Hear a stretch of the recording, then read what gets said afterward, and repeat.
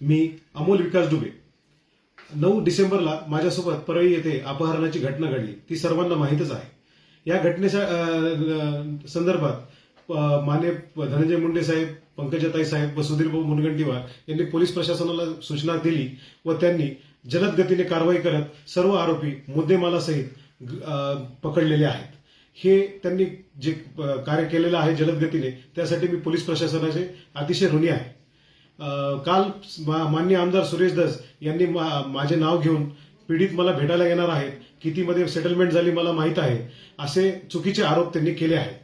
तरी मी त्यांना सांगू इच्छितो की आमचे मुंडे कुटुंबासोबत माननीय गोपीनाथराव मुंडे साहेबांपासूनचे जिव्हाळ्याचे संबंध आहेत.